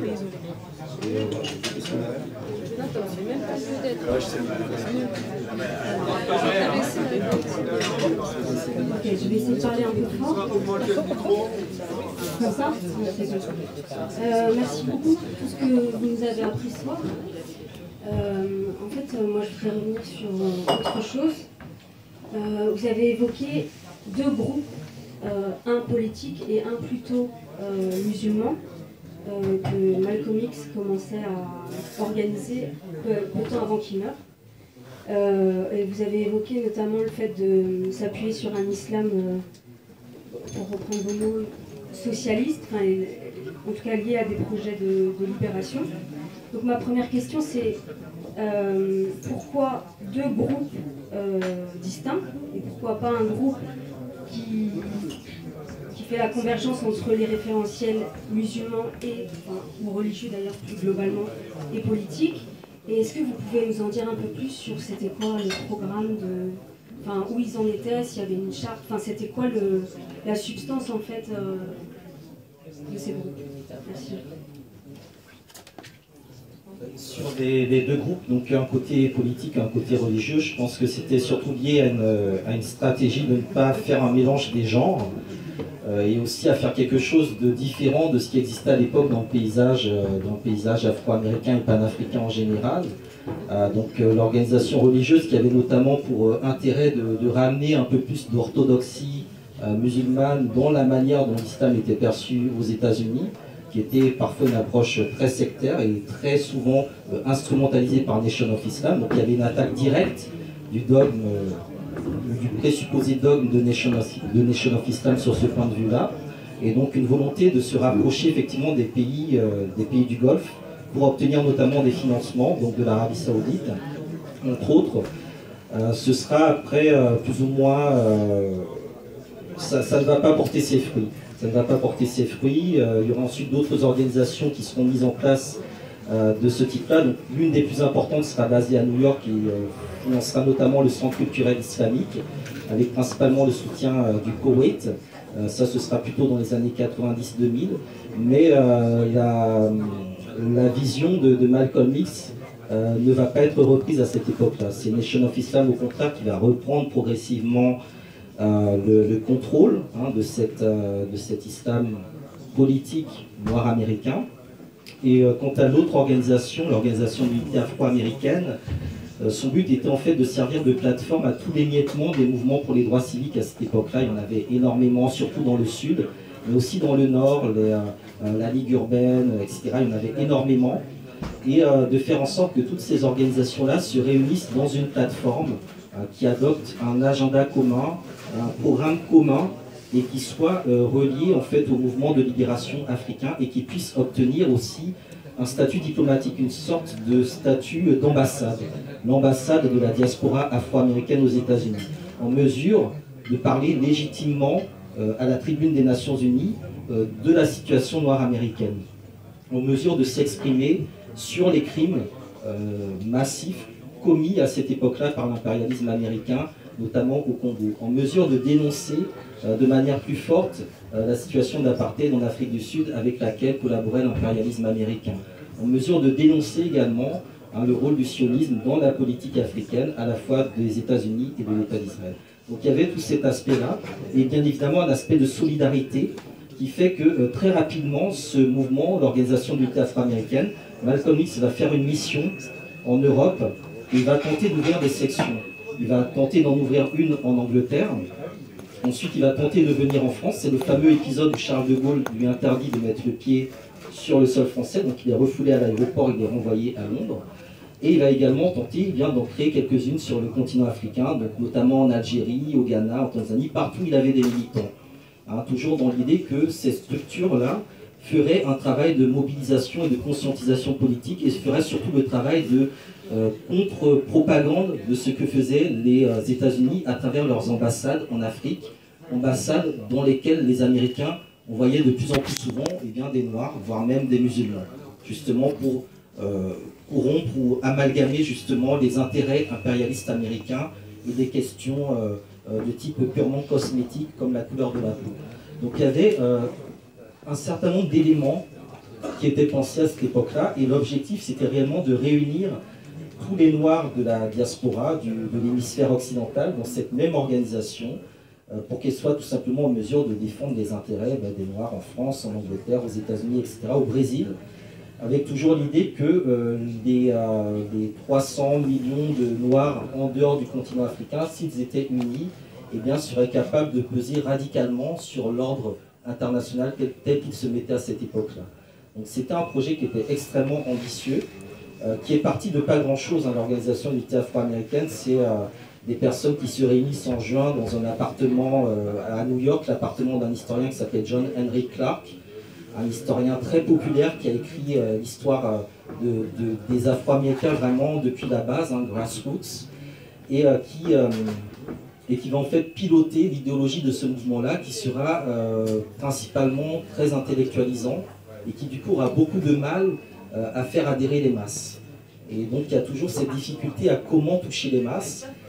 Nation of Islam a joué justement sur le désœuvrement, sur l'ignorance, en se tournant vers les couches les plus défavorisées.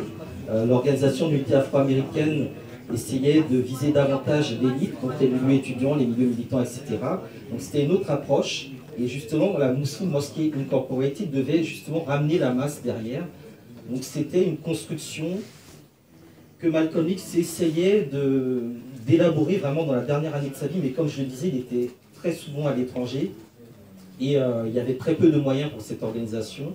Il y avait une quarantaine, cinquantaine d'adhérents, l'adhésion était à 2 $, il y avait une cotisation de 1 $. C'était ouvert aux Blancs, il y avait une ouverture aux Blancs, il y avait notamment une militante japonaise, Yuriko Shiyama, qui était présente lorsque Malcolm X a été tué, on la voit sur les photos, c'est l'une des premières à se pencher sur le corps de Malcolm X, donc elle faisait partie, par exemple, de cette organisation de l'unité afro-américaine alors qu'elle était japonaise.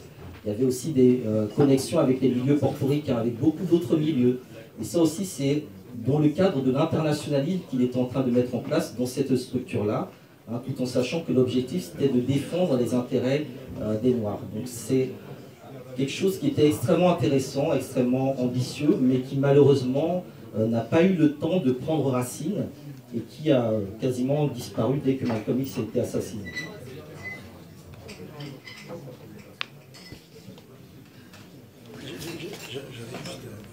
Je vais passer la parole aux gens qui n'ont pas parlé. Il n'y a pas de souci.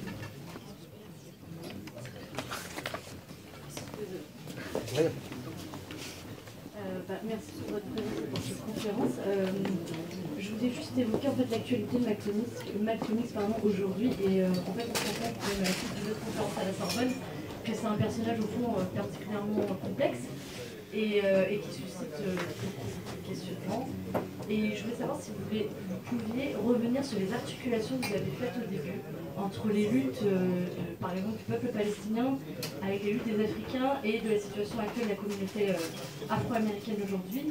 Et je voulais savoir votre point de vue sur la figure même de Malcolm X. En fait, en quoi aujourd'hui elle peut encore fédérer et être une espèce de plaque tournante de réflexion, d'action, encore pour nous, jeunes, vieux. On voit que c'est un personnage qui a touché énormément de générations. Donc est-ce que, malgré cette complexité du personnage et des controverses qu'il peut encore y avoir autour de lui, comment il peut, non pas résoudre ces problèmes-là, mais être un catalyseur en fait des actions? C'est-à-dire qu'on a un peu, je ne vais pas parler de gel des consciences aujourd'hui, mais on se renferme de plus en plus, le nationalisme monte de plus en plus aussi, on a tendance à parler plus au nom d'un pays que de lutte internationale et de solutions contre les oppressions, quelles qu'elles soient, contre les peuples ou les minorités. Voilà, quel rôle il peut jouer encore aujourd'hui? Je ne sais pas si j'étais très claire.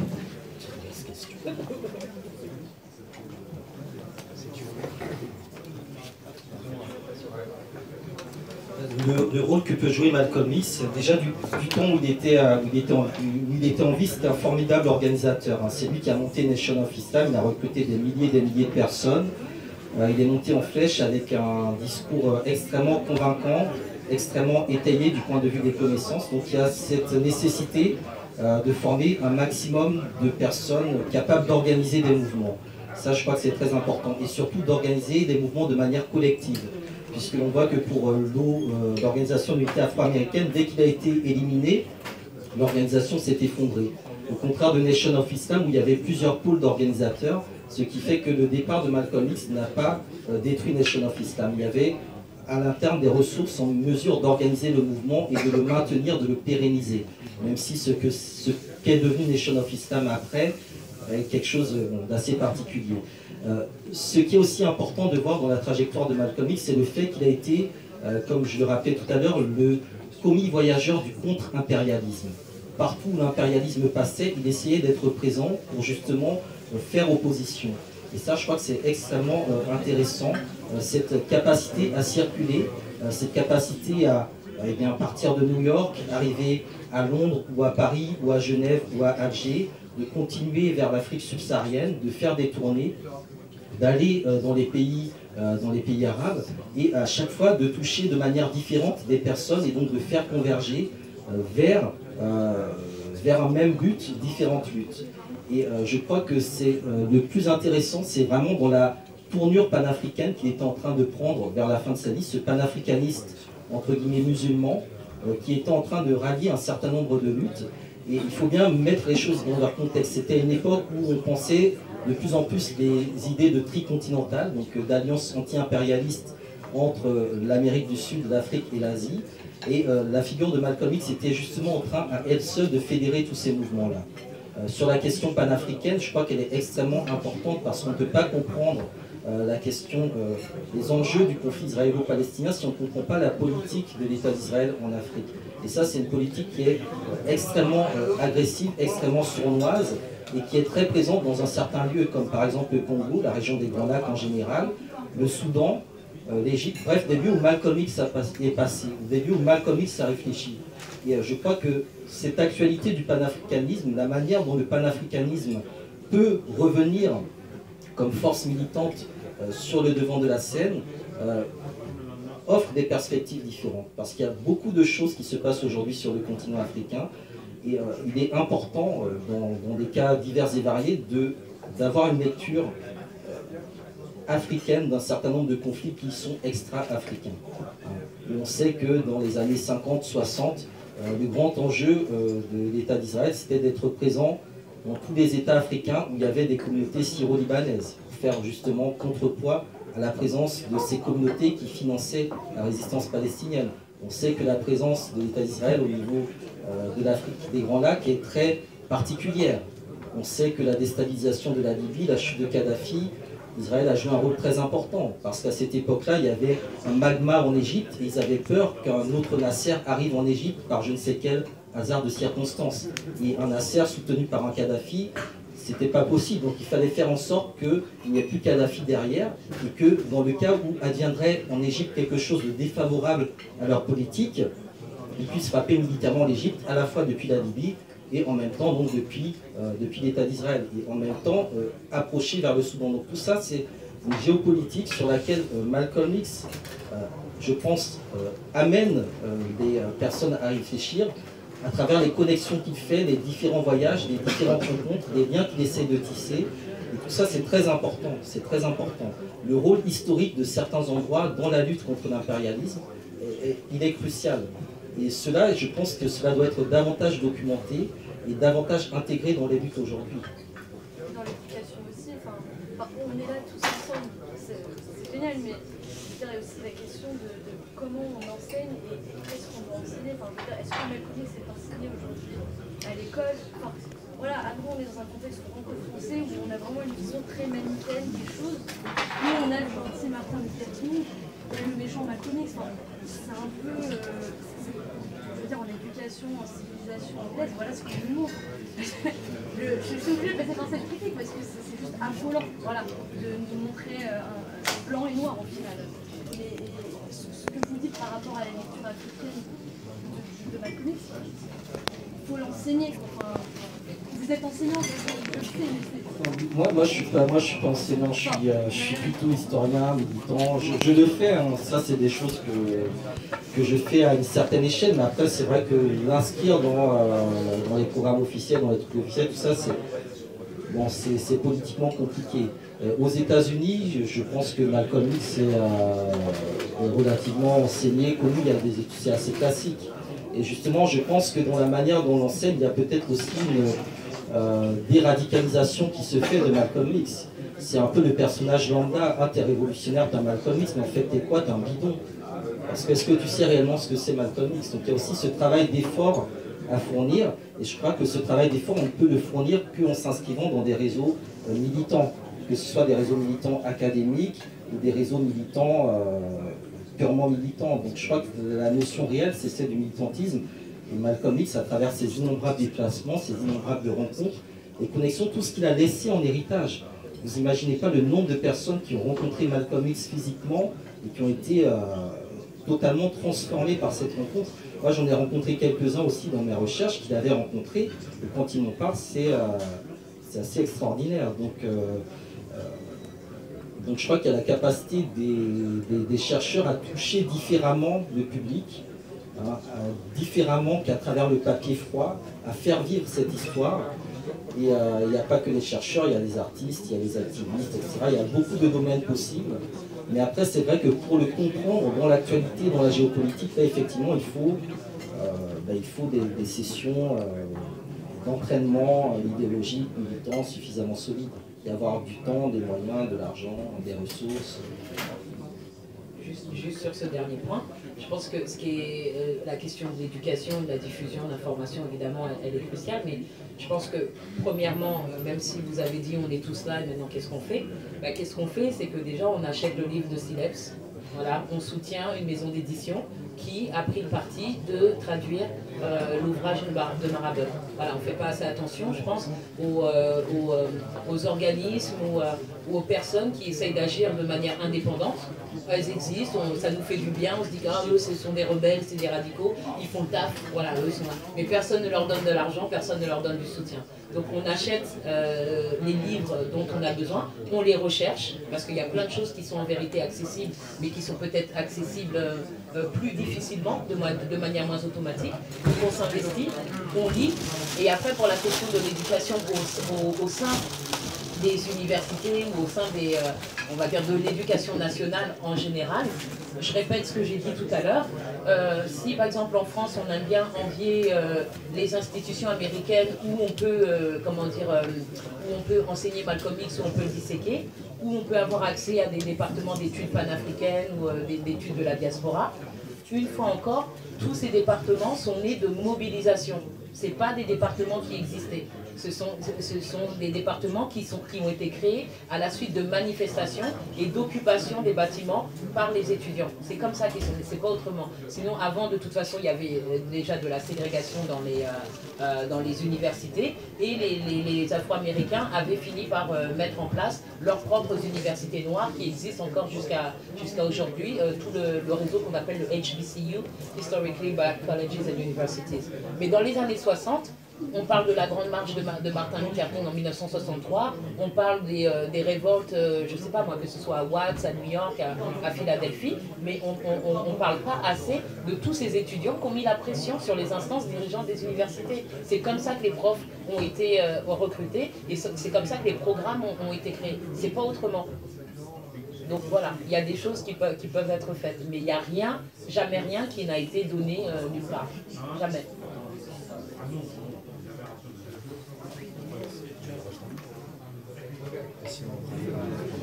Non, mais en fait, je pense que Maboula a bien résumé le combat dans le champ académique.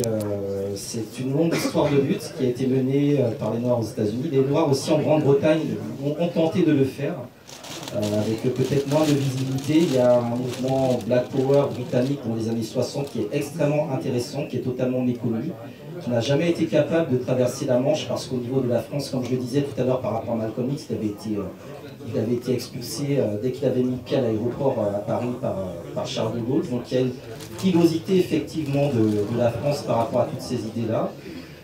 Je crois que c'est à nous tout simplement de faire sauter cet obstacle, de nous organiser différemment. Parmi les universités créées par les Afro-Américains de manière autonome, l'une des premières populaires c'était la Malcolm X Liberation University.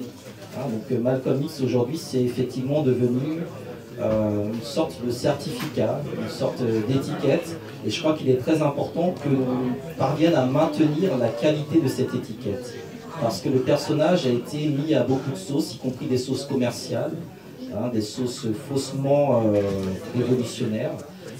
Il y a eu aujourd'hui le Malcolm X Boulevard aux États-Unis, à New York, mais beaucoup de Noirs américains ne connaissent pas non plus cette histoire de Malcolm X, donc c'est un long travail à mener, un autre travail de résistance. Et je crois qu'effectivement, comme ça a été souligné, le meilleur moyen, c'est d'encourager aussi les organismes, les éditeurs qui maintiennent cet esprit militant en vie. Et je peux vous assurer que pour en faire partie, c'est vraiment pas évident et c'est surtout beaucoup de sacrifices. Et toute la vie de Malcolm X a été aussi une vie de sacrifice. Parce que sans sacrifice, je crois qu'on ne peut rien obtenir. Et lorsqu'on évoque les derniers jours de sa vie, il savait qu'il allait être assassiné. Il disait très clairement que lorsqu'un système tel que celui mis en place par l'impérialisme veut vous éliminer, il n'y a absolument rien à faire. Mais le fait d'avoir éliminé Malcolm X n'a pas mis un terme à ses idées. Il y a tous les débats qui continuent de susciter. Voilà. Juste 30 secondes. Il faut qu'on arrête. Désolé, après on peut continuer la discussion. Oui, il n'y a pas de problème. Merci aux intervenants. Et là, on va basculer en société. Ça va commencer par un autre thématique autour de Malcolm X. Et la prochaine, c'est lundi 26 février, c'est autour de George Jackson et Carlos Oleda. George Jackson, c'était un prisonnier noir aux États-Unis dans les 60-70 qui a déclenché une grosse révolte de prison à cette époque-là. Et voilà, c'est des très belles lettres et tout. En tout cas, tous les bouquins sont à l'entrée sur la table si vous voulez jeter un coup d'œil et discuter. Et donc voilà. Et après, on va juste descendre les chaises qui sont là, et puis le mix thématique va commencer. Merci.